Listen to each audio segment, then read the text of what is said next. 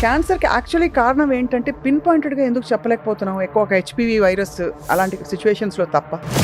ప్రతి క్యాన్సర్కి ఒక కారణం అయితే ఉంటుంది. లివర్ క్యాన్సర్కి hepatitis B virus, hepatitis C virus అనేది ఒక కారణం, ఆల్కహాల్ అనేది ఒక కారణం, సర్వైకల్ క్యాన్సర్కి హ్యూమన్ ప్యాపిలోమా వైరస్ అనేది ఒక కారణం, ఉమెన్లో ఉన్నట్టు హార్మోన్స్ ఒక కారణం. సో ఆ హార్మోన్స్ని ఏవి ప్రేరేపింప చేసినా కూడా నిజంగా క్యాన్సర్ బారిన పడుతున్న వారి సంఖ్య బాగా పెరుగుతోందంటారా? పెరగడం అయితే ఇంకా పెరుగుతాయి. ఇప్పుడు ఇంకోటి కూడా చెప్తాను, ఈ ఫోన్ యూసేజ్ ఇప్పుడు చూస్తున్నాం, కానీ ఈ ఫోన్ యూసేజ్ వల్ల వచ్చే ఎఫెక్ట్స్ ఇంకొక 15-20 yearsలో. అసలు స్ట్రెస్ ఏం చేస్తుంది శరీరంలో? ఏం జరుగుతుంది? కార్టిజాల్ ఏదో రిలీజ్ అవుతుందని చెప్తారు. ఏమైపోతుంది తర్వాత? స్ట్రెస్ అంటేనే బాడీలో ఎన్విరాన్మెంట్ ఏదైతే పీస్ఫుల్ ఎన్విరాన్మెంట్ ఏదైతే ఉంటుందో, స్ట్రెస్ అనేటప్పటికి సో స్ట్రెస్ అంతా గడబడి చేస్తుంది అనమాట. స్ట్రెస్ వల్ల ఏమవుతుందంటే హార్మోనల్ డిస్టర్బెన్స్ అనేది. ప్లాస్టిక్ సీసా చూస్తే అందరు భయపడిపోతారు. ప్లాస్టిక్ కవర్ పట్టుకుంటే కార్సినోజన్స్ వచ్చేస్తాయంటారు. ప్లాస్టిక్ అంటేనే నార్మల్ న్యాచురల్ కాదు. మన చర్మం మీద వేడేస్తే ఏమవుతుంది? కరుగుతుంది, కాలుతుంది, మంట పుడుతుంది, నొప్పి వేస్తుంది. ఆ ప్లాస్టిక్ లో కూడా అంతే. ఆ వేడికి దాంట్లో ఉన్నటువంటి హార్మ్ఫుల్ రియాక్షన్తో క్యాన్సర్ కేసెస్ని డీల్ చేయడం, ఆ ట్రామా బారిన పడి పేషెంట్స్ని వాళ్ళ ఫ్యామిలీస్ని చూస్తారు. సో మీరు ఏం చెప్పినా ఇవాళ మా సుమన్ టీవీ ప్రేక్షకులకి what is your most powerful message to our viewers sir? ఒక పేషెంట్ ఫ్యామిలీలో క్యాన్సర్తో అఫెక్ట్ అయిందంటే మొత్తం ఫ్యామిలీ డిస్టర్బ్ అయిపోతుంది. సో వాళ్ళకి మెయిన్ కావాల్సింది అంటే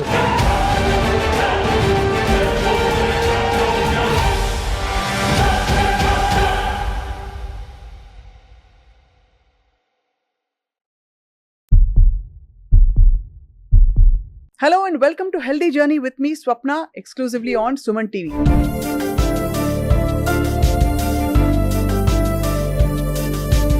ఈ మధ్యకాలంలో ఏ డాక్టర్ గారిని పలకరించి సార్ ఈ జబ్బు ఎందుకు వచ్చింది, గుండె జబ్బు ఎందుకు వచ్చింది, లైఫ్ స్టైల్, డయాబెటీస్ ఎందుకు వచ్చింది, లైఫ్ స్టైల్, క్యాన్సర్ ఎందుకు వస్తుంది సార్, బేసిక్గా దాన్ని ప్రేరేపించేది మాత్రం లైఫ్ స్టైల్ అని చెప్తున్నారు. మరి ఈ లైఫ్ స్టైల్లో మనం చేసే ఘోరాలు, నేరాలు, పాపాలు ఏమిటి, ఎక్కడ తప్పు, అసలు తప్పటడుగు వేస్తున్నాం? ఎందుకంటే ఒకప్పుడు లేని కాన్సెప్ట్స్ అన్ని కూడా ఇప్పుడు మన మధ్యకు వచ్చేసాయి. ఇన్ఫ్లమేషన్ ఇన్ ద బాడీ అంటున్నాం, ఇంకేదో కార్సినోజెనిక్ పదార్థాలు మన చుట్టూ ఉన్నాయి బోల్డ్ అని. అంటే అంత ర్యాపిడ్గా మనం మారిపోయామా? ఇవన్నీ చెప్పడానికి మనతో పాటు ఒక చాలా అనుభవజ్ఞులైన వైద్యులు, ఒక చాలా ప్రముఖ సర్జన్, అందరికీ సుపరిచితులు, యశోద హాస్పిటల్స్ నుంచి సర్జికల్ ఆంకాలజిస్ట్ డాక్టర్ శ్రీకాంత్ గారు ఉన్నారు. డాక్టర్ శ్రీకాంత్ గారు వారి సోషల్ మీడియా ద్వారా సుపరిచితులు ఆడియన్సెస్ అందరికీ. ఇవాళ మరిన్ని విషయాలు తెలుసుకునే ప్రయత్నం చేద్దాం. సార్ నమస్కారం. నమస్కారం. Thank you for coming sir. మీరు చాలా బిజీ రోజుని కూడా మా కోసం ఇంత సమయం కేటాయించి వచ్చినందుకు ధన్యవాదాలు. ప్లెజర్ సార్, ఇంత మెడికల్ రీసెర్చ్ జరిగి కూడా క్యాన్సర్కి యాక్చువల్లీ కారణం ఏంటంటే పిన్ పాయింటెడ్గా ఎందుకు చెప్పలేకపోతున్నాం? ఎక్కువ ఒక హెచ్పివి వైరస్ దాని అలాంటి సిచ్యువేషన్స్లో తప్ప. ప్రతి క్యాన్సర్కి ఒక కారణం అయితే ఉంటుందా సార్? ఉంటుంది. అన్ని చాలా మట్టుకు. కొన్ని క్యాన్సర్స్కి మనం చెప్పలేం. అంటే ఎలా ఉంటుందంటే, ఫర్ ఎగ్జాంపుల్ లంగ్ క్యాన్సర్కి మనకు తెలిసినది మోస్ట్ కామన్ స్మోకింగ్, లేదా ఆస్బెస్టాస్ ఇండస్ట్రీస్లో పనిచేయడము, అయితే ఎక్స్పోజర్ టు పొల్యూషన్, ఈ మూడు. కానీ చాలాసార్లు ఆ మూడిటికి ఎక్స్పోజర్ కాని వాళ్ళకి కూడా ఈ క్యాన్సర్ వస్తుంది. మరి అక్కడ మనకేంటంటే మరి ఈ కారణాలు ఎక్స్పోజర్ ఏం లేవు, అయినా ఎందుకు వచ్చింది అని అంటాం. కాబట్టి కొన్నిసార్లు మనకు కారణాలు కరెక్ట్గా తెలియదు. కొన్నిటికి ఫ్యామిలీ హిస్టరీ ఉంటుంది, కొన్నిటికి వైరస్ హిస్టరీ ఉంటుంది. అంటే లివర్ క్యాన్సర్కి hepatitis B virus, hepatitis C virus అనేది ఒక కారణం, ఆల్కహాల్ అనేది ఒక కారణము, అలాగే సర్వైకల్ క్యాన్సర్కి హ్యూమన్ ప్యాపిలోమా వైరస్ అనేది ఒక కారణము. సో అలా కొలాన్ క్యాన్సర్కి లో ఫైబర్ డైట్ అలాంటి ఒక కారణము, ఫ్యామిలీ హిస్టరీ ఒక కారణము, బ్రెస్ట్ క్యాన్సర్కి, ఓవేరియన్ క్యాన్సర్కి యూజువల్గా ఉమెన్లో ఉన్నట్టు హార్మోన్స్ ఒక కారణము.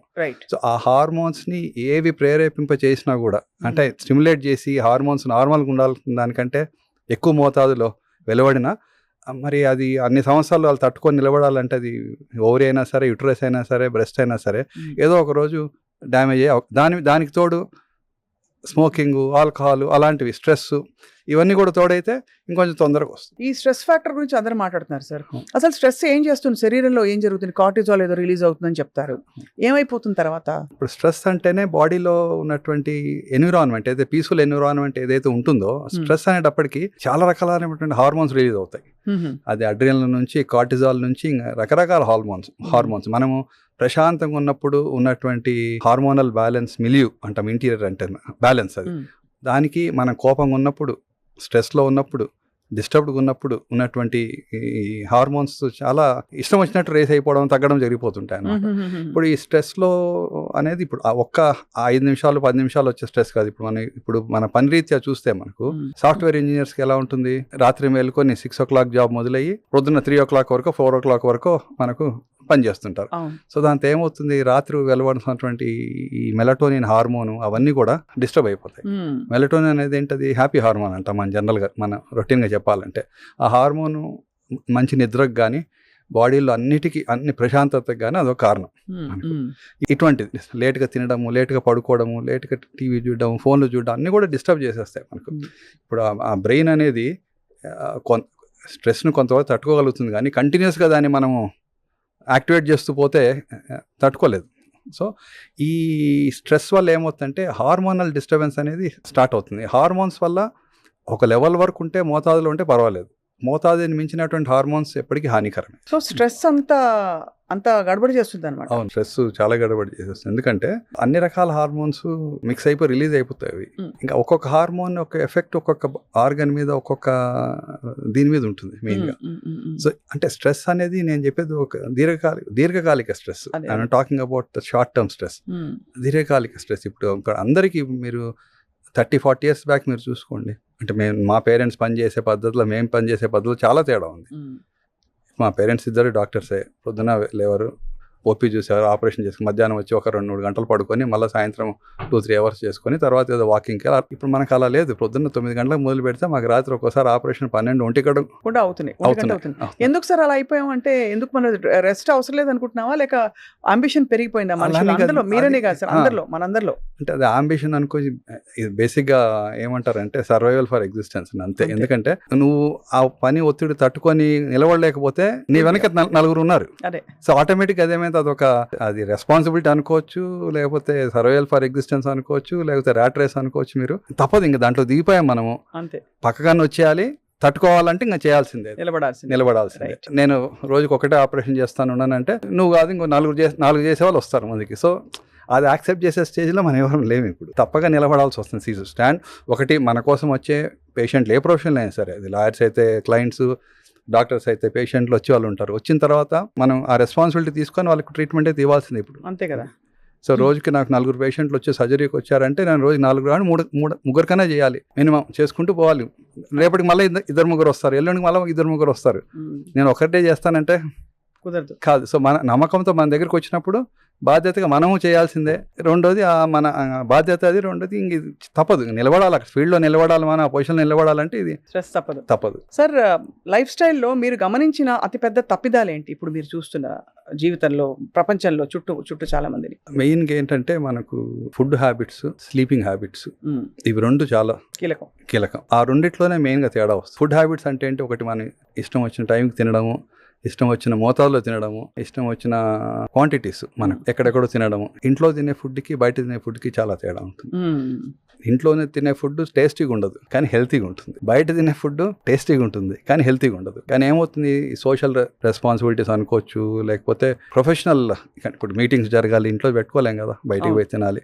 సో అక్కడ ఏమవుతుందంటే మనం చేయాల్సిందంటే అక్కడ కొంచెం ఆ రెస్ట్రిక్షన్ పెట్టుకోవాలి. ఇంతే తింటాను, తిన్న తర్వాత కూడా కొంచెం వెజిటేబుల్స్ తినాల్సిందే, కర్డ్ తినాల్సిందే, మీట్ తినాల్సిందే, ఫ్రూట్స్ తినాల్సిందే. అలా బ్యాలెన్స్ పెట్టుకొని క్వాంటిటీ కూడా, అది ఆల్కహాల్ కానివ్వండి, ఫుడ్ కానివ్వండి, ఏమైనా సరే ఒక లిమిట్ పెట్టుకొని బ్యాలెన్స్ చేసుకోవాలి. అంతే. అది రెండోది స్లీపింగ్ హ్యాబిట్స్. ఒకరోజు 11 గంటలు పడుకుంటే యావరేజ్గా ఏంటంటే ఏమైనా సరే ఒక 7 to 8 hours మినిమం ఉండాలి. అది ఎప్పుడు నిద్రపోయినా పర్లేదు. యావరేజ్గా మనం జనరల్గా చెప్పేది అంటే 11 o'clock పడుకొని 7 o'clock. ఎందుకంటే బై 12 తర్వాత ఏమవుతుందంటే మనకు ఆ మెలటోనిన్ హార్మోన్ అనేది డిస్టర్బ్ అయిపోతుంది. అది పీక్ వస్తుంది. అప్పుడు ఎప్పుడు వస్తుంది, మనం పడుకొని ఉంటే అది వచ్చింది. మనం మేల్కొని ఫోన్లు చూసుకుంటూ, టీవీలు చూసుకుంటూ, పని చేసుకుంటుంటే అది కూడా రాదు సరిగా, మన దర్దాపుకు రాదు. సో ఆ పీస్ ఆఫ్ మైండ్కి రెస్ట్ కావాల్సిందే, మజిల్స్కి, బాడీకి రెస్ట్ కావాల్సిందే, అన్నిటికీ రెస్ట్ కావాల్సిందే. సో ఈ food habits plus sleeping habits ఇవి మన ఇంపార్టెంట్. ప్లస్ ఎక్సర్సైజ్ ఒకటి. ఎక్సర్సైజ్ అంటే ఇంకా నేను చెప్పేది ఏంటంటే అందరికీ వీలు కాకపోవచ్చు ఎక్సర్సైజ్ అంటే మనం మ్యారథాన్లు పరిగెత్తాల్సిన అవసరం లేదు. ఒక ½ an hour అండి, అది యోగా కావచ్చు, వాకింగ్ కావచ్చు, బ్రిస్క్ మన రన్నింగ్ కావచ్చు, అంటే కొన్ని ఏజ్ 30 years వరకు పరిగెత్తవచ్చు, 50-60 years పరిగెత్తలేం కదా. అవునంతే. వాకింగ్, ట్రెడ్మిల్, ఏదో క్రాస్ ట్రైనర్, సైక్లింగ్ ఏదో ఒకటి చేసుకొని కొంచెం ఏజ్కి తగ్గట్టు మనం ఫిట్నెస్ని కూడా, ఇప్పుడు 60 సంవత్సరాలకి నేను 15 kilometers పరిగెత్తాలంటే వీలు కాదు. ఏజ్కి సరిపోయే విధంగా మనం ఫిట్నెస్ని చేసుకోవాలి. ఎందుకంటే ఎంత యాక్టివ్గా మజిల్స్ ఉంటాయి అంత స్ట్రాంగ్గా బోన్స్ ఉంటాయి. ఎంత యాక్టివ్గా బోన్స్ మజిల్స్ ఉంటాయి అంత యాక్టివ్గా బ్రెయిన్ ఉంటుంది. సో హార్ట్ అయినా సరే ఉంటుంది. సో అలా ఈ 3 చాలా కీలకం మనకు. Diet modulation, exercise, sleep. Sir ఈ 3 డిస్టర్బ్ అయ్యి దానివల్లే క్యాన్సర్ వచ్చింది, క్యాన్సర్ లాంటి ఒక కండిషన్ వచ్చింది వాళ్ళకి అని అనడానికి మనకి ఏమైనా స్టడీస్ ఉన్నాయా? అంటే లైఫ్ స్టైల్ వల్ల, బికాస్ మీరు అన్నారు స్మోకింగ్ లేకపోతే డైరెక్ట్ అంటే హెచ్పివి ట్రాన్స్మిషన్ అవన్నీ వాటికి డైరెక్ట్ ఇంటర్వ్యూస్ ఉన్నాయి. బట్ లైఫ్ స్టైల్ వల్ల డిస్టర్బ్ అయ్యి వాళ్ళకి క్యాన్సర్ వచ్చింది అనే కేస్ స్టడీస్ మనకు బయటపడ్డాయా? అంటే ఇప్పుడు లైఫ్ స్టైల్ అంటే లైఫ్ స్టైల్ ఆల్టరేషన్ ఏంటి? స్మోకింగ్ అనేది లైఫ్ స్టైల్ ఆల్టరేషన్, అది లైఫ్ స్టైల్లో భాగం కాదు, భాగం కాదు. రైట్. చాలా మంది ఇప్పుడు వచ్చి చెప్తుంటారు, ఇప్పుడు వచ్చిన తర్వాత డాక్టర్ గారు నేను స్మోక్ చేయను, తాగను, బయట ఫుడ్ ఎక్కువ తినను అయినా వస్తుంది. ఎందుకు వస్తుందంటే మరి ఇమ్యూనిటీ. ఇప్పుడు మన బాడీ ఇప్పుడు ఏమవుతుంది, కొంతమంది స్మోక్ చేస్తూనే ఉంటారు, క్యాన్సర్లు రావు. అది వాళ్ళ ఏమంటారు, వాళ్ళ జెనెటిక్ మేకప్లో పేరెంట్స్ నుంచి వాళ్ళకు భగవంతుడు ఇచ్చినట్టు బ్లెస్సింగ్ అది. అంతే కదా. అది. సో కొంతమందికి ఆ ఇమ్యూనిటీ ఉంటుంది, కొంతమందికి ఆ ఇమ్యూనిటీ ఉండదు. సో ఆ ఇమ్యూనిటీ కూడా చాలా ఇంపార్టెంట్ బాడీలో. ఎందుకంటే ఎప్పుడైతే బాడీలో ఇమ్యూన్ సిస్టమ్ స్ట్రాంగ్ ఉంటుందో అప్పుడు ఏ చిన్న మార్పులు అంటే అబ్నార్మల్ సెల్స్ వచ్చినా కూడా బాడీలో ఉన్నటువంటి ఆ ఇమ్యూన్ డిఫెన్స్ సిస్టమ్ ఏదైతే ఉంటుందో వెంటనే దాన్ని రికగ్నైజ్ చేస్తుంది. అంటే ఇమ్యూన్ సిస్టమ్కి ఏంటి, నార్మల్ సెల్స్ ఏంటని తెలుసు. నార్మల్ సెల్స్ ఉన్నప్పుడు గమనం ఉంటుంది ఇమ్యూన్ సిస్టమ్. అబ్నార్మల్ సెల్స్, అది బ్యాక్టీరియా కావచ్చు, క్యాన్సర్ సెల్ కావచ్చు, ఏమైనా కావచ్చు, ఒకసారి అది ఉందంటే దానికి సిగ్నల్ వచ్చేస్తుంది, వెంటనే యాక్టివేట్ అయ్యి దాన్ని చంపేస్తుంది. ఇమ్యూనిటీ కూడా చాలా ఇంపార్టెంట్. మన ఇమ్యూనిటీ ఎలా పెంచుకోవాలంటే టు నెక్స్ట్ ఇప్పుడు నేను చెప్పినవి 3 కారణాలు: ఎక్సర్సైజు, డైట్, హెల్త్. ఇంకా అది కాకుండా మనం ఎక్సర్సైజ్లో భాగంగా మనకు ఏమైనా సరే యోగా కావచ్చు, ప్రాణాయామం కావచ్చు, ఏమైనా సరే, బికాస్ ఆక్సిజనేషన్ అనేది బాడీకి కూడా చాలా ఇంపార్టెంట్. ఆక్సిజనేషన్ అది చాలా ఇంపార్టెంట్. ఎందుకంటే సార్ క్యాన్సర్ లో కూడా ఈ ఆల్టర్నేటివ్ థెరపీస్ అని చెప్పి హైపర్బారిక్ ఆక్సిజన్ అది ఇస్తున్నారు. అవి నిజంగా పనిచేస్తారు సార్? ఏం చేస్తున్నారు బాడీలో? అది ఒకప్పుడు ఇచ్చేవాళ్ళం హైపర్బారిక్ ఆక్సిజన్, ఎస్పెషల్లీ రేడియేషన్ కి రియాక్షన్ వచ్చిన వాళ్ళకు హైపర్బారిక్ ఆక్సిజన్ ఇస్తే, అంటే రేడియేటెడ్ టిష్యూస్ లో ఆక్సిజన్ తక్కువ ఉంటుంది, వచ్చి దానివల్ల కొంచెం కాంప్లికేషన్స్ వచ్చేవి. అంటే బోన్ నెక్రోసిస్ కావడము, స్కిన్లో అల్సర్స్ రావడం వచ్చేవి. సో అప్పుడు మా హైపర్బారిక్ ఆక్సిజన్ చేంబర్లోకి తీసుకెళ్ళి పెట్టేవాళ్ళం. ఇప్పుడు అది కొంచెం అబ్సలీట్ అయిపోయింది ఇప్పుడు దాన్ని వాడడం. ఎందుకంటే ఈ రేడియేషన్ పద్ధతిలో చాలా అడ్వాన్సెస్ వచ్చేసాయి. సో అంత డ్యామేజ్ అయ్యేటటువంటి రేడియేషన్ ట్రీట్మెంట్ ఇప్పుడు లేవు, ఒకప్పుడు ఉండేవి. అందుకే సో ఇప్పుడు అది కనుమరుగైపోయింది, వాడడం లేదు. అది ఒక పెద్ద ప్రాసెస్. అది ఆ ఛాంబర్లోకి తీసుకెళ్ళాలి, దాన్ని ప్రిపేర్ చేయాలి, దాన్ని ఇవన్నీ ఉంటాయన్నమాట. ఆ క్లాస్ట్రోఫోబియాని తట్టుకోవాలి పేషెంట్లు. ఆక్సిజన్ ఏంటి, ప్రతి సెల్లో ఇంజన్, సెల్లో హార్ట్ ఏంటి, ఇంజన్ మైటోకాండ్రియా పనిచేయాలంటే ఏం కావాలి, ఆక్సిజన్ బాగుండాలి. అవును. సో మనకు ఆక్సిజనేషన్ బాగుండాలంటే ఏం కావాలి, మన బ్రీత్ తీసుకునేది, మన ఎన్విరాన్మెంట్ ఫస్ట్ బాగుండాలి. అవును. రెండోది మనం శ్వాస తీసుకునేటటువంటి ప్రక్రియ కూడా బాగుండాలి, స్ట్రాంగ్ ఉండాలి. కరెక్ట్. అంతే కదా సార్. ప్లస్ లంగ్స్ హెల్తీగా ఉండాలి. ఇప్పుడు ఉన్నటువంటి పొల్యూషన్లో లంగ్స్ హెల్తీగా ఉండే అవకాశాలు తక్కువ. ఇప్పుడు మనం ఎయిర్ క్వాలిటీ ఇండెక్స్ అంటున్నాము, ఢిల్లీలో చూసుకుంటే అది చాలా డేంజరస్ లెవెల్లో ఉన్నాయి అంటున్నారు. అంటే 371, 381. అంటే అది జనరల్గా లివబుల్ కండిషన్స్కి అనుగుణం కాదు అది. అవును. కానీ అక్కడ బోల్డ్ మంది పాపులేషన్ అలాగే పడి బతుకుతున్నారు. తప్పదు. ఇంకా డెఫినెట్గా ఇప్పుడు ఈ రోజు కాకుండా ఇంకా 10-20 సంవత్సరాలు 30 సంవత్సరాలకి ఇవన్నీ ఈ ఎఫెక్ట్స్ అన్ని బయటపడతాయి. సో వాళ్ళ ఇమ్యూనిటీని వాళ్ళు మరింత పెంచుకోవాలి. సో ఇప్పుడు ఎయిర్ క్వాలిటీ ఇండెక్స్ బాగలేనప్పుడు ఎక్కడి నుంచి ఆక్సిజన్ వస్తుంది? ఒక పక్క చెట్లు లేవు, ఒక పక్క మనం ఊరి బయట వెళ్ళి అంటే పల్లెటూరు వాతావరణం లాంటికి వెళ్ళాలంటే కష్టం. ఇప్పుడు సెంట్రల్ ఢిల్లీలో పనిచేసే వాళ్ళు ఇక్కడ నుంచి ఆఫీస్కి వెళ్ళాలంటేనే అర్ధగంట పెట్టమని గంట పడుతుంది. నోయిడా దాటి వాళ్ళు వెళ్ళి వీకెండ్ వెళ్ళాలంటే కష్టం. కాబట్టి ఇంకోటి అంటే చెట్లు, మనకి నిజంగా చెప్పాలంటే మనకు దాని యొక్క ఇంపార్టెన్స్ తెలియదు, కానీ ట్రీస్ అనేవి మనకు చాలా బ్లెస్సింగ్. మనం అటువంటిగా ఎంత పొల్యూషన్ ఉన్నాయి, ట్రీస్ ఏం చేస్తాయి, ఆ పొల్యూషన్ అంతా ట్రీస్ తీసుకొని రాత్రి ఆక్సిజన్ వదులుతాయి మనకు. సో మనం దాన్ని ఇప్పుడు లక్కీగా ఏదో కొంచెం అవేర్నెస్ వచ్చింది. సంతోష్ గారు కొంతమంది గ్రీన్ ప్రోగ్రామ్ని కొంచెం ప్రాపగేట్ చేసి డెఫినెట్గా స్టార్ట్ చేశారు programme. So it was very good objective and very good initiative for Telangana.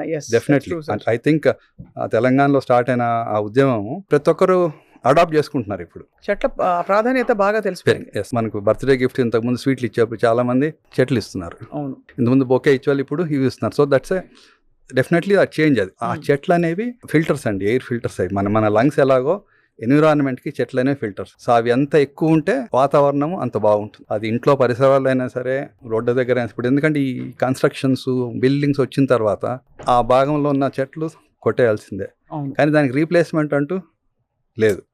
So కాబట్టి ఆ ఎయిర్ పొల్యూషన్ తగ్గించాలంటే మనకు చెట్లు ఒకటి కంపల్సరీ. సో అది, సో ఈ ఫ్యాక్టర్స్ని మనం గాన డెవలప్ చేయగలిగితే కొంతవరకు బెనిఫిట్ ఉంటుంది, కొంచెం quality of life and living పెరుగుతుంది.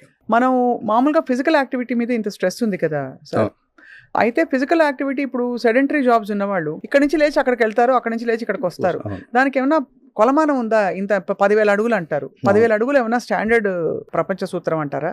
అంటే అలా ఇప్పుడు 10,000 అడుగునే సూత్రం అని కాదు, అట్లీస్ట్ ఆ మాత్రం మినిమం ఆప్టిమల్గా నడవగలిగితే అది ఒక మనం ఒక 4 కిలోమీటర్లు 3 కిలోమీటర్లు వాక్ చేసినట్లు. ఇప్పుడు ఎక్సర్సైజ్ చేయని వాళ్ళకు స్టెప్స్, మన జనరల్గా ఏం చేస్తాము, స్టెప్స్ ఎక్కమంటాము, స్టెప్స్ దిగమంటాం. గ్రౌండ్ ఫ్లోర్ నుంచి ఫస్ట్ ఫ్లోర్కి కూడా మన వాళ్ళు లిఫ్టే వాడతారు. అవును, కరెక్ట్. ఏదో 4th ఫ్లోర్కి వెళ్ళాలా అర్థం ఉంది, దిగేటప్పుడు అసలు లిఫ్టే అవసరం ఉండదు. చాలా మంది ఫాలో గారు. చాలా మనకు తెలియకుండానే కొన్ని అలవాట్లను మనం మార్చుకుంటే ఆ నడక అనేది వస్తుంది. మనకు టైం లేదు పొద్దున్నే వెళ్ళి ఎక్కడికన్నా బయటకు వెళ్ళి నడిచేదానికి. ఆఫీస్లో ఉన్నప్పుడు ఏం చేస్తామంటే, ఆఫీస్లో కూడా ఎస్పెషల్లీ సాఫ్ట్వేర్ ఆఫీసెస్లో వాళ్ళు కూడా లంచ్ అవర్ పెట్టింటారు, ఈవినింగ్ ఏదో స్నాక్ అవర్ ఏదో ఉంటుంది. కంపల్సరీ వాళ్ళకి ఏంటంటే ఒక ఇండోర్గా చిన్న యాక్టివిటీ, ఫిజికల్ యాక్టివిటీ పెట్టగలరు. ఎందుకంటే సెడెంటరీ కూర్చొని చేసే జాబే అది. లేదా ఇంకా వాళ్ళే ఒక హాఫ్ అన్ అవర్కో 1 అవర్కి ఒకసారి బ్రేక్ తీసుకొని కొంచెం అంత ఆ డిసిప్లిన్ రావాలంటే ఎవరో ఒకరు బాధపడి ఇబ్బంది పడితే తప్ప రాదు. అంతే కదా. డ్యామేజ్ అయిన తర్వాత చాలా మంది రియలైజ్ అవుతారు, డ్యామేజ్ కాకముందు రియలైజ్ అయ్యే వాళ్ళు కొంతమంది. ఇప్పుడు మన ఈ ప్రయత్నం అంతా ఏంటంటే ఎక్కువ కూర్చొని పని చేయొద్దండి, పని చేయండి, మధ్యలో బ్రేక్ తీసుకొని ఒక 10 నిమిషాలు నడవండి. అది నడవడం అంటే కింద రోడ్డు మీదకి వెళ్ళి నడవాల్సిన అవసరం లేదు. ఆఫీస్లోనే కారిడార్స్ ఉంటాయి కదా, కారిడార్స్లో కూడా నడవచ్చు, ఫోన్ మాట్లాడుకుంటూ నడవచ్చు, కూర్చొనే మాట్లాడాల్సిన అవసరం. సో మనం ఆ మైండ్ సెట్లో మనం ఆ డిసిప్లిన్ పెట్టుకొని అవకాశం వచ్చిన దగ్గర అని వాడుకోవాలి. మనం ఆ ఫిజికల్ యాక్టివిటీ మాత్రం మస్ట్ ఇప్పుడు ఇవాళ రోజులు కంపల్సరీ. రైట్. అది లేకుంటే తిన్నది అరగదు, మనకు ఆ ఆక్సిజనేషన్ అనేది రాదు. క్యాలరీస్ బర్న్ కావాలంటే ఏం చేయాలి, కొంతమంది మనం ఇప్పుడు లోపలికి పోయేది కాదు కదా, ఇన్కమింగ్ అవుట్ గోయింగ్ రెండు ఉండాలి. ఆ రెండు బ్యాలెన్స్ అయినప్పుడు డిసిప్లిన్. మనకంతా ఎక్కడ అవుతుంది, ఇక్కడ చాలా డిస్టర్బెన్స్ వస్తుంది, ఇన్కమింగ్ ఎక్కువ ఉంటుంది, అవుట్ గోయింగ్ తక్కువ ఉంది. సార్, క్యాన్సర్ కి సంబంధించి ఇన్ఫ్లమేషన్ కి క్యాన్సర్ కి ఏమన్నా కనెక్షన్ ఉందా? ఇప్పుడు ఇన్ఫ్లమేషన్ అంటే ఎప్పుడు వస్తుంది బాడీలో మనకు జనరల్ గా అంటే ఇన్ఫెక్షన్ వచ్చినప్పుడు ఇన్ఫ్లమేషన్ వస్తుంది. ఎనీ ఇన్ఫెక్షన్ అంటే వాపు, మన నార్మల్ లాంగ్వేజ్ చెప్పాలంటే అది వాపు, ఎర్రదనం అంటాం. ఇన్ఫ్లమేషన్ అనేది ఇన్ఫెక్షన్లో వచ్చేది ఒక రకమైన ఇన్ఫ్లమేషన్. కానీ సైలెంట్ ఇన్ఫ్లమేషన్ అంటే ఏంటంటే మనం ఏం పని చేయకుండా అలాగే ఉంటే మజిల్స్లో ఏమవుతుందంటే ఆ చెత్త అంతా చేరి, అంటే ఇప్పుడు మనం మజిల్స్ యాక్టివ్గా ఉంటే మజిల్స్ నుంచి వెళ్ళబడినటువంటి వేస్ట్ ప్రోడక్ట్స్ అంతా కూడా బ్లడ్లోకి వెళ్ళిపోయి కిడ్నీ నుంచి బయటకు వచ్చేస్తాయి. సో అలాగే ఉన్నప్పుడు ఏమవుతుందంటే ఆ ప్రోడక్ట్స్ అన్ని కూడా ఆ మైక్రో ఇన్ఫ్లమేషన్ని ఎన్విరాన్మెంట్ని క్రియేట్ చేస్తాయి. ఈ మైక్రో ఇన్ఫ్లమేషన్ క్రియేట్ చేసిన ఎన్విరాన్మెంట్లో దాని మీద వేరే ఇన్ఫ్లుయెన్సెస్, మనం చెప్పేది ఆల్కహాల్, స్మోకింగ్ ఇట్లాంటివన్నీ తోడైతే క్యాన్సర్కి లీడ్ అయ్యే కారణం ఛాన్సెస్ ఉన్నాయి. ఇప్పుడు మీరు చూస్తే యాక్టివ్గా ఉన్న బాడీలో యాక్టివ్గా ఉన్నటువంటి ఆర్గన్స్, ఫర్ ఎగ్జాంపుల్ హార్ట్కి ఎప్పుడు క్యాన్సర్ రాదు. మీరు ఎప్పుడైనా విన్నారా హార్ట్ క్యాన్సర్ వచ్చిందని? బ్రెయిన్ క్యాన్సర్ అంటారు, బ్రెస్ట్ క్యాన్సర్ అంటారు, కిడ్నీ క్యాన్సర్ అంటారు, హార్ట్ క్యాన్సర్ వచ్చింది లేదు, ఎందుకంటే నిరంతరం అది పనిచేస్తుంది. రెండోది మజిల్స్లో కూడా క్యాన్సర్ వచ్చే అవకాశాలు తక్కువ, వస్తుంది, సాఫ్ట్ టిష్యూస్, సార్కోమాస్ వస్తాయి, కానీ తక్కువ. బాడీలో యాక్టివ్గా ఉన్న పార్ట్స్ చూసుకుంటే మీరు హార్ట్ ఒకటి, మజిల్స్, దాంట్లో కండరాల్లో క్యాన్సర్ వచ్చే అవకాశం తక్కువ. అదొక చిన్న ఎగ్జాంపుల్. ఏంటి, యాక్టివ్గా ఉంటే క్యాన్సర్ వచ్చే అవకాశాలు తక్కువ. అవును, రావచ్చు, నేను కాదని చెప్పడం లేదు, కానీ బట్ అది ఆ మైక్రో ఇన్ఫ్లమేషన్ ఉన్నటువంటి ఎన్విరాన్మెంట్ని మనం అవాయిడ్ చేయగలగాలి. అంతే కదా. మనం మామూలుగా నొప్పి పెడితేనే డాక్టర్ దగ్గరికి వెళ్తాం. అవును, మామూలుగా డిటెక్ట్ అయితేనే మనం అంటే క్యాన్సర్ స్పెషలిస్ట్ దగ్గరికి వెళ్తాం. అసలు ఇన్ఫ్లమేషన్ ఉందా బాడీలో, నేను బాగున్నానా లేనా అనడానికి ఏం చేయించుకోవాలి, ఏం టెస్ట్ చేయించుకోవాలి? ఇన్ఫ్లమేషన్ అనేది మైక్రో ఇన్ఫ్లమేషన్ మనకు తెలియదు అండి. ఇన్ఫ్లమేషన్ అంటే ఇప్పుడు ఫీవర్ వచ్చినప్పుడు, ఇన్ఫెక్షన్ వచ్చినప్పుడు వచ్చే ఇన్ఫ్లమేషన్ వేరు, అది HSCRP అది దానికి మనం తెలుసు. ఆ ఇన్ఫ్లమేషన్ ఉందా లేదని తెలిసేది మనకు ఎటువంటి టెస్ట్ లేదు. రెండోది, క్యాన్సర్లో ఏమవుతుంది, చాలాసార్లు ఏ ఆర్గన్లో కూడా క్యాన్సర్ వచ్చినా పెయిన్ అనేది ఉండదు ఫస్ట్ ఇనిషియల్ స్టేజెస్లో. పెద్ద డిసడ్వాంటేజ్ మనకు క్యాన్సర్లో ఉన్నటువంటి డిసడ్వాంటేజ్ ఇది. నొప్పి వస్తే జనరల్గా రియాక్ట్ అవుతారు.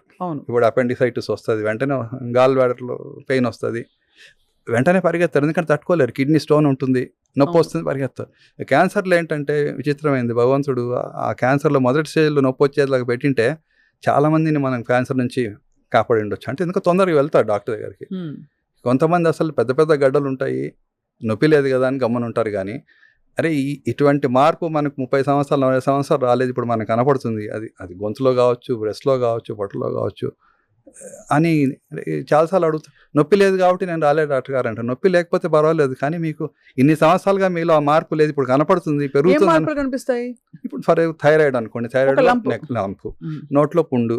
చాలాసార్లు అందరికి అల్సర్స్ వస్తాయి, 10 days 2 weeksలో తగ్గిపోతుంది అందరికీ. ఏది నార్మల్ అవును. అల్సర్స్ అయితే డిఫిషియన్సీ వల్ల వచ్చేదో, స్ట్రెస్ వల్ల వచ్చేదో, 4 కొరుక్కుంటే వచ్చేదో 2 వారాలు తగ్గిపోతుంది. అలా కాకుండా 3 వారాలు 4 వారాల వరకు ఆ అల్సర్ అలాగే ఉంటే అరే ఇది మానలేదు, ఒకసారి వెళ్ళి చూపించుకుందాం అనరు. ఎందుకంటే అంత పెద్ద డిస్టర్బ్ చేయదు, ఉమ్, డైలీ రొటీన్లో డిస్టర్బెన్స్ ఉండదు దీనివల్ల. అదే అదే అదే. అందుకని వెళ్ళరు. ఏం కాదులే, తగ్గిపోతుంది. ఇప్పుడు వస్తారు, అప్పుడు నొప్పి వస్తేనో లేకపోతే 2వ 3వ స్టేజ్లో అప్పటికే అంత లేట్ అయిపోతుంది సార్. అయిపోతుంది. మరి అంటే వాళ్ళు రియాక్ట్ అయ్యి చాలా మంది వచ్చేసరికి 2-3 లేట్. ఎందుకంటే ఆ రియాక్ట్ ఎప్పుడు అవుతారు?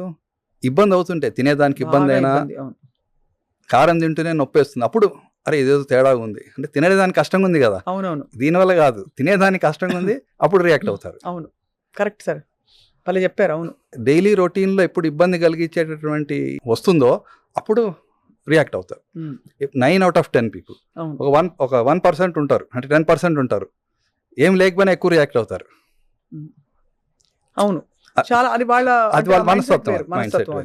But by and large postponement మనకి బాగా అంతే. అలవాటు. ఎందుకంటే ఈరోజు ఆ పని ఉంది, ఈరోజు ఆ పెళ్ళి ఉంది, పిల్లలకి ఎగ్జామ్స్ ఉన్నాయి, ఏదో హాలిడేకి బుక్ చేసుకున్నాము, లేకపోతే నాకు సంథింగ్ అవును ఏదో కారణం చేత ఇంకెప్పుడు మనకి మంచి ఏమి చేత కానీ కొంచెం ఇబ్బంది అవుతున్నప్పుడే చాలా మంది రియాక్ట్ అవుతారు. ఏమన్నా ఓవరాల్ అసలు బాడీ తీరులో ఏమన్నా వార్నింగ్ సైన్స్ వస్తాయా సార్ ఫస్ట్ స్టేజ్ 1?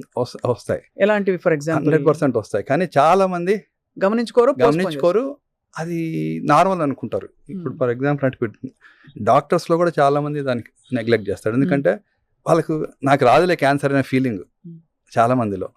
అంతే కదా, నాకు రాకపోవచ్చు, ఆ చిన్న సిమ్టమ్ ఏముంది, ఎప్పుడో వచ్చింది, లాస్ట్ ఇయర్ కూడా వచ్చింది, ఇప్పుడు వచ్చింది. మోషన్లో బ్లడ్ పడడం చిన్న ఎగ్జాంపుల్. మోషన్లో బ్లడ్ పడడం చాలాసార్లు ఎలా ఉంటుంది, వేడి చేసింది. కామన్ ప్రయాణం చేసి వచ్చాను ఎండలో, లేకపోతే నిన్న అక్కడ వెళ్తే పెళ్లిలో మంచి కారం ఉన్న చికెనో మటనో ఏదో కూర తిన్నాను, పొద్దున మోషన్ వచ్చింది. సరే అందరికీ వస్తుంటుంది మోషన్లో, పర్సిస్టెంట్గా వచ్చినప్పుడు. ఈరోజు వచ్చింది, జనరల్గా 1-10 రోజులు రాదు, మళ్ళీ తర్వాత మోషన్లో వచ్చింది, అప్పుడన్నా మనకు ఏదో వస్తుంది, వెలగాలి. కానీ మోషన్లో బ్లడ్ పడిందంటే అది మనం అనుకోకూడదు వేడి చేసిందని, డాక్టర్ దగ్గరికి వెళ్ళి చూపించుకోవాలి అంతే. అది క్యాన్సర్ వల్ల వచ్చిన బ్లడ్డా, ఫైల్స్ వల్ల వచ్చిన బ్లడ్డా, వేడి చేసిన వచ్చిన బ్లడ్డా, ఫిషర్ వల్ల వచ్చిన బ్లడ్డా అనేది డాక్టర్ నిర్ధారణ చేయాలి. మనంతకు మనం అనుకొని ఆ చిన్న ఎఫర్ట్ అనేది ఆ వచ్చినటువంటి వాళ్ళు తీసుకోవాలి. అదే బ్రెస్ట్లో లంప్స్ చాలాసార్లు మేము చూస్తుంటాం, ఇది చాలా రోజులు అయింది కదమ్మా వచ్చి అంటే, ఉంది డాక్టర్ గారు చూసాను నేను, 4-5 నెలలు అయింది, ఏం ఇబ్బంది లేదు కదా అని వదిలేశాను నేను. నొప్పి ఉండదు చాలా సార్లు. నేను అనేది ఏంటంటే, లేదు మీకు 40 సంవత్సరాలు 50 సంవత్సరాలుగా లేదు, అది ఇటుపక్క లేదు, ఇప్పుడు వచ్చినప్పుడు నొప్పి లేకపోయినా తేడా వచ్చింది, ఒకసారి వెళ్ళి చూపించుకోవాలి కదా మీరు. కొంతమంది మొహమాట పడతారు, కొంతమంది సిగ్గుపడతారు, పిల్లలు కూడా చెప్పుకోరు, కొంతమంది వాళ్ళు ఇబ్బంది పడతారనో లేకపోతే సిగ్గుతోనో చెప్పుకోరు. ఆఖరికి ఎప్పుడు చెప్తారు, 3rd స్టేజ్లో ఉన్నప్పుడు చాలా మంది అలాగ వస్తారు. సో అప్పుడు వాళ్ళని ఇబ్బంది పెట్టడమే ఎక్కువ, కానీ చెప్పనందువల్ల అందరికి ఇబ్బంది ఎక్కువ అవుతుంది. అర్లీగా ఉన్నప్పుడు ఒక 10 రోజులు ట్రీట్మెంట్ జరిగిపోతాం సర్జరీతో, లేట్ అయినప్పుడు సర్జరీ కావాలి, కీమో ఇవ్వాలి, రేడియేషన్ ఇవ్వాలి. సో ఆ అవగాహన లేక చాలాసార్లు వాడు ఇప్పుడే అమెరికాకి వెళ్ళాడు, లేకపోతే ఇప్పుడే ఉద్యోగం చేరాడు, వాడిని ఇబ్బంది పెట్టడం అని నేను చెప్పలేదు, కానీ చెప్పనందువల్ల ఇంకా ఎక్కువ ఇబ్బంది అవుతుంది, నష్టం వస్తుంది. అవును చాలా కరెక్ట్ సార్ మీరు అన్నది. అంటే ఆ ట్యూనింగ్లో లేవు, అయితే బయట మాత్రం హడావిడి చాలా అవుతుంది. ప్లాస్టిక్ సీసా చూస్తే అందరు భయపడిపోతారు, ప్లాస్టిక్ కవర్ పట్టుకుంటే కార్సినోజెన్స్ వచ్చేస్తాయంటారు, ఎండలో ప్లాస్టిక్ బాటిల్ తీసుకెళ్లి కార్లో పెడితే మొత్తేసుకుంటారు.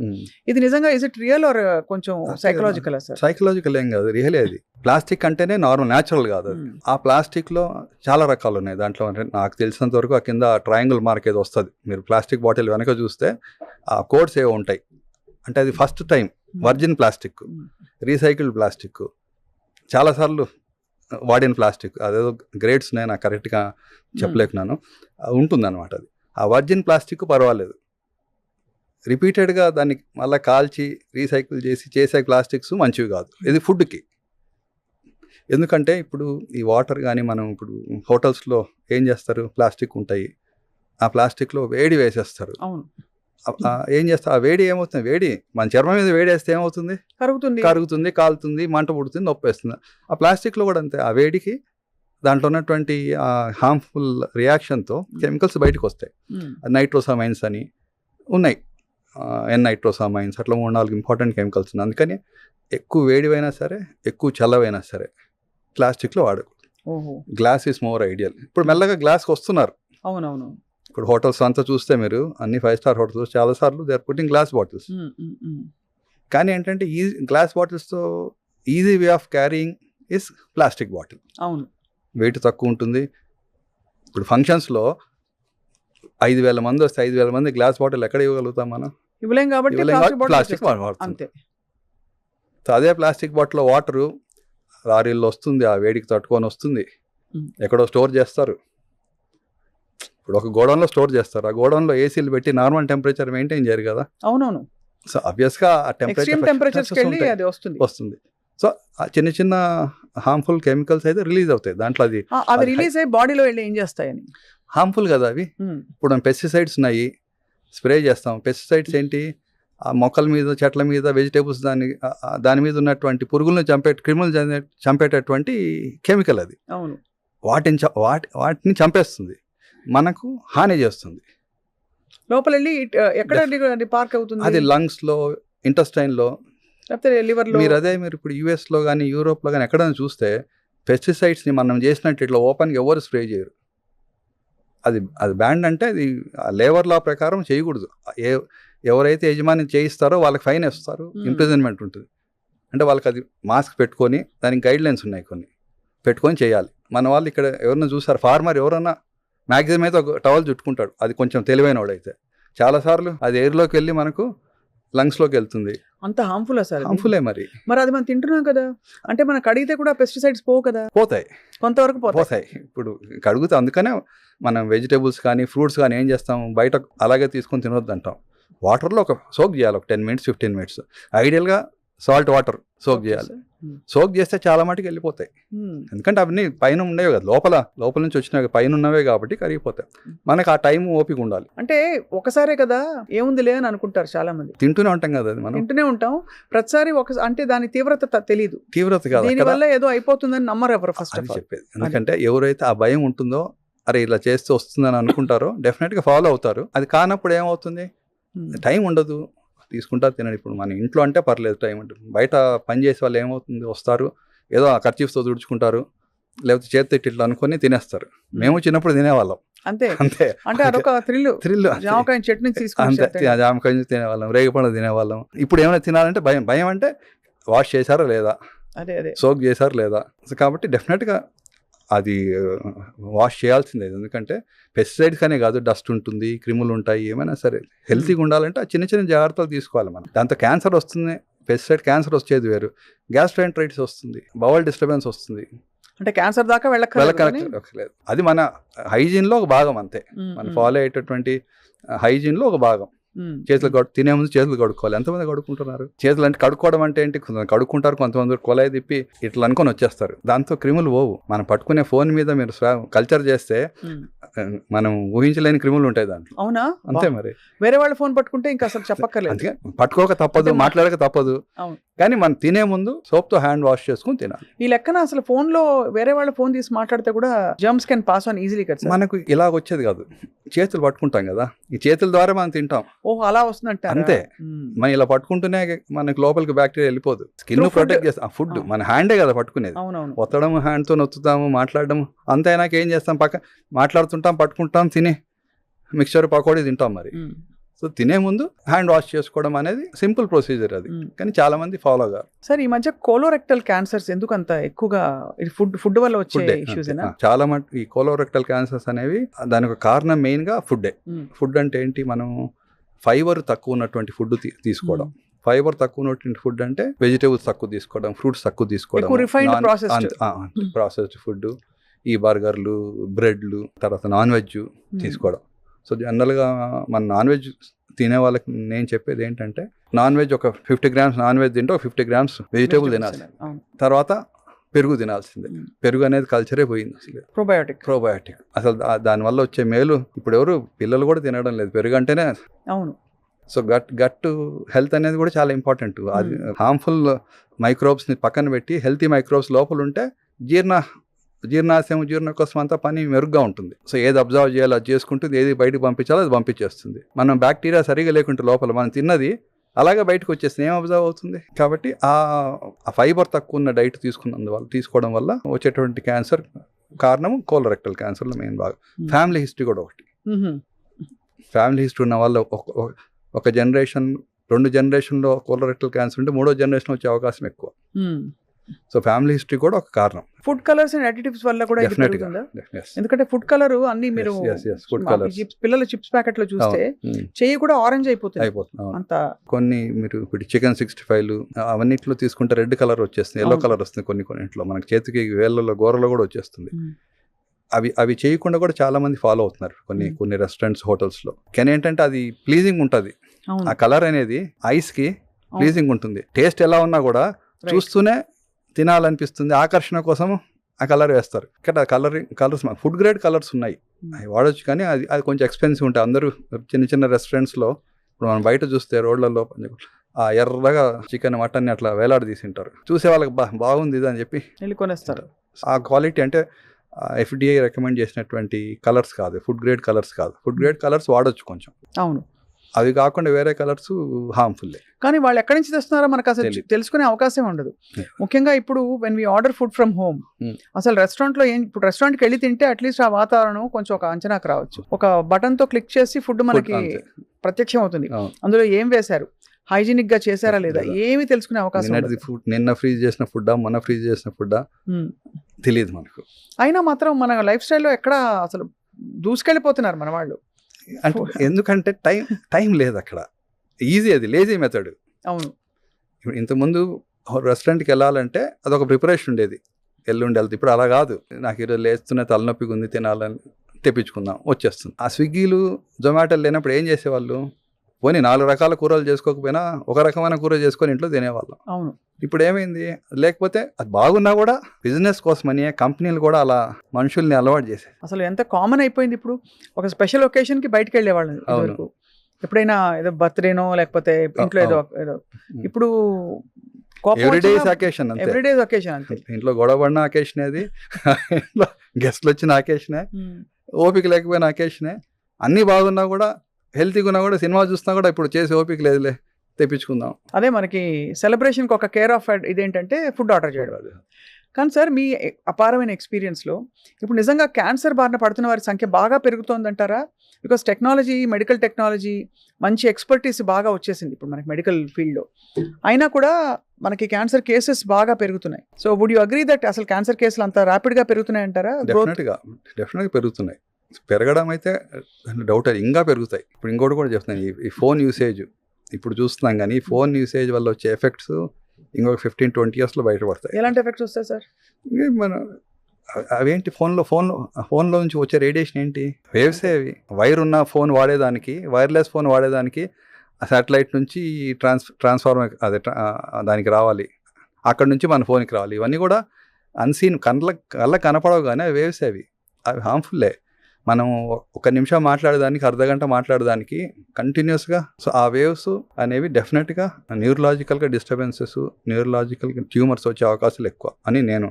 ఇప్పుడు స్టడీస్ అయితే లేవు, కానీ సంభవం నేనైతే. ఎందుకంటే మీరు 10 నిమిషాలు మాట్లాడిన తర్వాత ఫోన్ తీసేస్తే వేడిగా ఉంటుంది ఇక్కడ. అవును. మరి ఆ హీట్ ఎక్కడి నుంచి వచ్చింది? అమ్మో, మొబైల్ నుంచి జనరేట్ అయింది కదా అది. అంత కంటిన్యూస్గా ఆ డివైస్ ఆన్ చేసి ఉంది అని అంటే ఆ వేవ్స్ కంటిన్యూస్గా అది పికప్ చేసుకుంటుంది, అక్కడ నుంచి మళ్ళీ ఇక్కడ నుంచి పంపిస్తుంది. మరి హీట్ ఎక్కుతుంది కదా. ఇప్పుడు కార్ రన్నింగ్లో ఉంటే ఇంజన్ హాట్ అవుతుంది, కార్ రన్నింగ్ లేకుంటే కూల్గా ఉంటుంది. మరి ఇది మరి ఆ వేడంతా ఎక్కడ ట్రాన్స్మిట్ అవుతుంది? దీని తర్వాత ఉండేది స్కిన్, బోను, తర్వాత బ్రెయినే. అది ట్రాన్స్మిట్ అయ్యి లోపల సెల్స్ని డ్యామేజ్ చేస్తుంది. హీట్ ఎక్కడున్నా కూడా డ్యామేజ్. మీరు చర్మం మీద రోజు 30 degrees 40 degrees వేడి నీళ్ళు పెడుతుంటే వారం రోజులు అయితే అక్కడ ఒక నల్లగా అయిపోతుంది అది. అవును. కాబట్టి ఇది కూడా అంతే. సో అదొక 10-15-20 ఇయర్స్లో డెఫినెట్గా నాకు తెలిసి అనుకుంటున్నాను నేను. అంటే నేను ఉండదని చెప్పడం లేదు, just a caution for everybody. చాలాసార్లు ఏం చెప్తాం మనం, వైర్ పెట్టుకున్న ఇయర్ ఫోన్స్ వాడమంటాం, స్పీకర్లో పెట్టుకొని మాట్లాడమంటాం. That's more safer. What about airports sir? AirPods కూడా మళ్ళీ అంతే కదా. మళ్ళీ ఫోన్ నుంచి డివైస్ నుంచి అక్కడికి వెళ్ళాల్సింది కదా. డ్రైవింగ్ లో తప్పదు, ఆ తరంగాల నుంచి వచ్చే రేడియేషన్ వీలున్నప్పుడు స్పీకర్లో పెట్టుకొని మాట్లాడవచ్చు. సరే, అందరూ చుట్టుపక్కల ఉన్నప్పుడు మాట్లాడినప్పుడు పెట్టుకోవచ్చు, ఎవరు లేనప్పుడు ఇంపార్టెంట్ విషయాలు కానప్పుడు స్పీకర్లో పెట్టుకొని మాట్లాడవచ్చు. ఇయర్ ఫోన్స్, ఏది వైర్డ్ ఇయర్ ఫోన్స్. ఎంతసేపు sir if you have to advise మీ పిల్లలకి మీరు ఇంట్లో చెప్పాలంటే ఇంతసేపు కంటే ఫోన్లో మాట్లాడద్దు అంటే చెప్తే వింటారని నేను అనుకోను, బట్ అడ్వైస్ అయితే ఇస్తుంటాం. సాధ్యమైనంత వరకు 5 minutes కంటే ఎక్కువ 5 minutesకే మీరు చూస్తే నా అబ్జర్వేషన్ అది, మీరు తీసి ఇక్కడ ఫోన్ పెట్టుకుంటే హీట్ తెలిసిపోతుంది బాడీలో. So the longer you talk, అంటే ఎంతసేపు మీరు మాట్లాడితే అంత హీట్ ఎక్కుతుంది. ఈ మధ్య సార్ వాష్రూమ్స్ కూడా ఫోన్ తీసుకొని వెళ్ళిపోతారు. ఇంతకుముందు సిగరెట్ తాగితేనే మోషన్ వచ్చేది అనేవాళ్ళు, ఇప్పుడు ఫోన్ తీసుకెళ్తే గానీ మాకు అది ట్రిగర్ అవ్వట్లేదు, అది అరిచి టు అలవాటు చేసుకున్నాము. అది లేనప్పుడు కూడా నార్మల్గా వెళ్ళేవాళ్ళం కదా. అవునవును, అది కరెక్టే సార్, ఆ పిల్లలు చెప్పేది అది చాలా, అంటే బట్ ఒక డేంజరస్ జోన్లోకి వెళ్ళిపోయాం. ఎందుకు సార్ ఈ లాస్ట్ 15 years లో చాలా మారిపోయింది కదా లైఫ్. ఈ గ్యాడ్జెట్స్ అంతే. పిల్లలకు లక్కీగా మేము ఉన్నప్పుడు ఈ ఫోన్స్ అవి లేవు కాబట్టి మేము బతికిపోయాం అనుకుంటున్నాము. ఆ వయసులో మనకు ఈ ఫోన్స్ ఉండింటే డెఫినెట్ గా అది ఆ ఏజ్ లో పిల్లలకు అదొక వ్యాపకమే అది. ఎందుకంటే ఏవేవో వస్తుంటాయి రకరకాల చాటింగ్, ఇప్పుడు ఆ likes, dislikes, interesting, uninteresting things, వాళ్ళకి అవన్నీ everything is interesting for them on a gadget. Right. ఒక్కసారి వాళ్ళు ఒక ఉద్యోగంలోకి వచ్చి పనిలోకి వచ్చిన తర్వాత కొన్ని గంటలు ఆపేస్తారు కానీ, బట్ స్టిల్ అది డిసిప్లిన్ అనేది మనలో ఉండాలి. రోజు పొద్దున రాత్రి ఒక అర్ధ గంట, పొద్దున ఒక అర్ధ గంట, మధ్యలో ఒక అర్ధ గంట ఎంత అవసరం. మనం చూస్తే సోషల్ మీడియాలో మీరు చూస్తుంటే 24 గంటలు చూస్తుండొచ్చు. ఫేస్బుక్ చూడొచ్చు, ఏవో ఉన్నాయి, ట్విట్టర్లో చూడొచ్చు, వాట్సాప్లో చూడొచ్చు. ఇంకా చూస్తే అనవసరమైన చెత్త అంతా మనకి ఎంత అవసరమో అంత చూడాలని మనం నియంత్రించుకోవాలి. చాలా అడిక్టివ్ సార్, అడిక్టివ్నే మనం అంతే. నేను ఒక అర్ధ గంట ఏవి చూడాలి. ఇప్పుడు 50 మందిని మన గ్రూప్స్లో అందరూ యాడ్ చేసుకుంటారు, మన పర్మిషన్ అడిగారు యాడ్ చేసుకుంటారు. చేసుకున్న తర్వాత మనం అసలు ఆ గ్రూప్స్లో వెళ్ళి ఎంటర్టైన్ చేయాలా కాదా అనేది మనం నిర్ణయించుకోవాలి. వస్తుంటాయి మెసేజ్లు, మనకు అవసరమైన గ్రూప్స్లో అవసరమైన అంతవరకు మనం చూడడం, వచ్చేయడం, బయట అవసరమైన ఇన్ఫర్మేషనే మనం తీసుకోవడం. చూసుకుంటూ పోతే మనకి ఎండ్ లేదు మనకు. సార్, సో ఫైనలీ మనం అన్ని ఒక్కొక్క ఆస్పెక్ట్ మాట్లాడుతూ ఆయిల్ అండ్ ఫుడ్, ముఖ్యంగా ఫుడ్లో ఉండే స్పైసెస్, మసాలా, ఇది ఏ మేరకు మన బాడీకి, బికాస్ చిన్నప్పుడు నేను ఇది కూడా విన్నాను, బాగా ఉప్పు కారాలు వేసి తింటే శరీరానికి ఏం రాదంటారు, అదొక theory.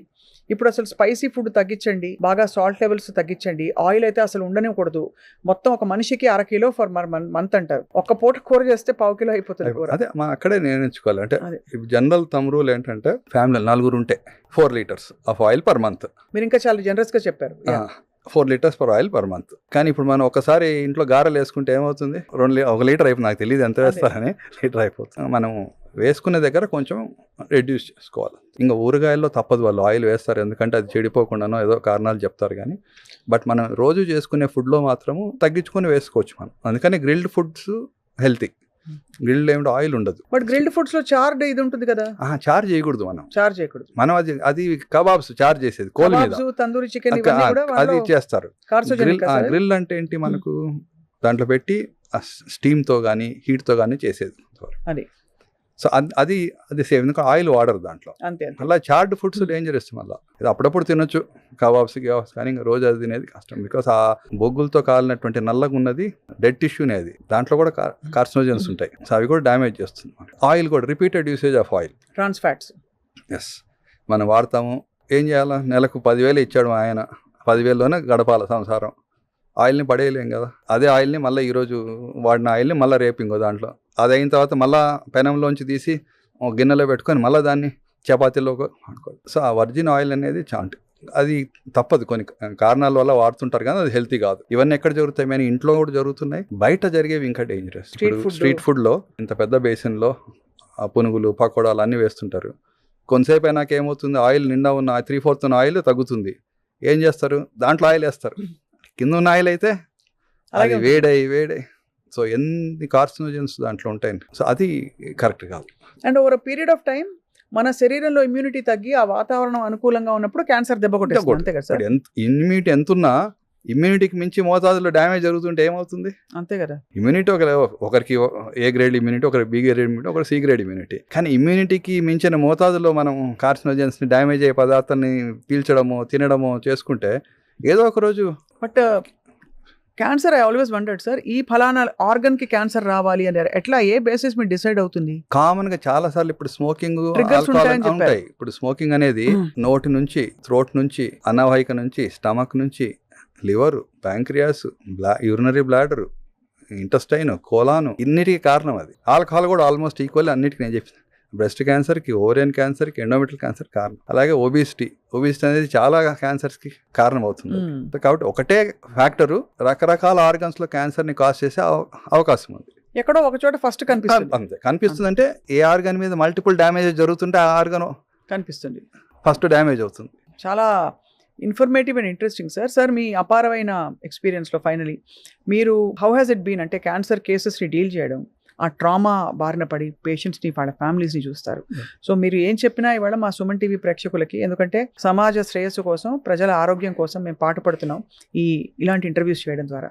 What is your most powerful message to our viewers sir? ఇప్పుడు క్యాన్సర్ వచ్చిన పేషెంట్స్కి బేసిక్ మనం చెప్తున్నారు కాబట్టి, అంటే నేను ఆల్మోస్ట్ ఇప్పుడు 25 years నుంచి ఇదే దీంట్లో ఉంటున్నానండి. ఒక పేషెంట్ ఫ్యామిలీలో క్యాన్సర్తో అఫెక్ట్ అయిందంటే మొత్తం ఫ్యామిలీ డిస్టర్బ్ అయిపోతుంది. చాలా ఎమోషనల్గా చాలా డిస్టర్బ్ అయిపోతారు. సో వాళ్ళకి మెయిన్ కావాల్సింది అంటే ఫ్యామిలీ సపోర్ట్ చాలా ఇంపార్టెంట్. మనకు దాన్ని ఎదుర్కోవాలంటే ఫ్యామిలీ సపోర్ట్ అనేది చాలా ఇంపార్టెంట్. అది ఫ్రెండ్స్ కావచ్చు, ఫ్యామిలీ కావచ్చు, రిలేటివ్స్ కావచ్చు. ఒంటరిగా పోరాడేది చాలా కష్టం. అదే ఒక మంచి సపోర్ట్ ఉందనుకోండి, డెఫినెట్గా పోరాడి బయటికి రావచ్చు. అంటే ఆ పాజిటివిటీ పెరుగుతుంది మనకు. ఇప్పుడు మనతో పాటు 4 ఉన్నారంటే ముందుకు వెళ్ళడము, ధైర్యంగా వెళ్తాం. మనం ఒక్కరే వెళ్ళాలంటే వెళ్ళే వాళ్ళు కూడా ఉన్నారు, నేను చూశాను, వాళ్ళని కూడా చూశాను. ఒకరే పోరాడి బాగా కూడా ఉన్నారు. కానీ అంత మైండ్ సెట్, అంత మెంటల్ టఫ్నెస్ ఉండాలంటే అంత ఈజీ కాదు. సో మా పేషెంట్స్ చాలా మంది వచ్చి మా దగ్గర, అంటే మేము కూడా కనెక్ట్ అవుతాం కదా, కొంచెం ఇట్స్ జర్నీ ఆఫ్ 6 months యూజువల్గా డ్యూరేషన్లో. ఎక్కడో కనెక్ట్ అవుతారు, కొంతమంది ఓపెన్ అవుతారు, ఇంట్లో బాధలు ఇబ్బందులు చెప్తూ ఉంటారు. సోషల్ సపోర్ట్ కాకపోయినా మన ఫ్యామిలీ సపోర్ట్, ఫ్రెండ్ సపోర్ట్ అని చాలా ఇంపార్టెంట్. ఫ్రెండ్స్ కూడా ఏం చేస్తారంటే 1 రోజు వస్తారు, 2 రోజులు వస్తారు, ఎవరి పనిలో వాళ్ళు ఉంటారు. సో ఫ్యామిలీ సపోర్ట్ అనేది చాలా ఇంపార్టెంట్. ఎప్పుడైతే ఫ్యామిలీ సపోర్ట్ స్ట్రాంగ్ ఉంటుందో ఈ వ్యాధిని ఫేస్ చేసే అవకాశం చాలా. సో